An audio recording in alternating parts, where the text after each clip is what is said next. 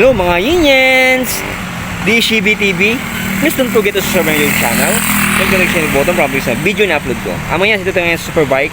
Ay bibigyan natin yung Honda Beat na bagong design niya. Yung decals niya. Ayan, samahan niyo ako. Tara na. Bike dito sa Barangay Tonton, Lingayen mga Yinians. Ang way niya dito papuntang bayan ng Binmalay, Pangasinan.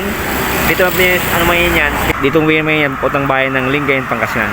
Mga Yinians, tara na.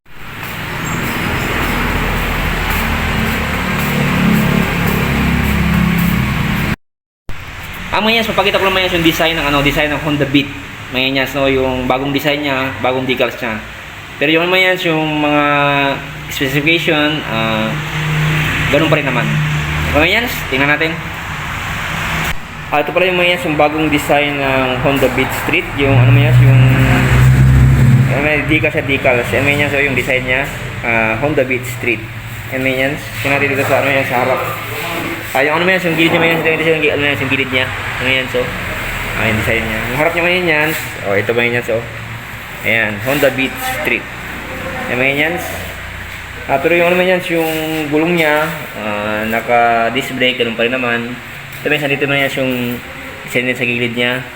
Ayan mga yan. Tapos yung mga yan, yung gilid din niya, parehas lang din sa kabila. Parehas lang design niya, Honda Beat Street. Ayan mga yan. Yung ano naman yan, ganun pa rin naman yan, yung sukat ng gulong niya, naka-drum brake pa rin siya. Tapos yung taillight niya mga yan, ganun pa rin, walang pinagbago. Tapos yung ano naman yan, yung dito yung sa, ganun pa rin naman mga yan, so, parehas lang din naman, malaki siya mga yan, so, ganun pa rin yung compartment niya.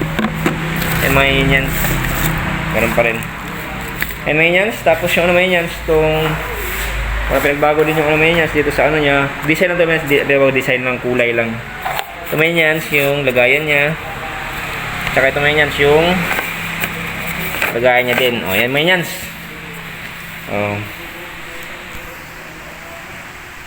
Yun lang mga yan, yung bagong design ng Honda Beat Street. Dito lang po sa Superbike. Mga yan, salamat sa panonood. God bless everyone. Sana sa buting kalagayan. More power and bye-bye mga yan.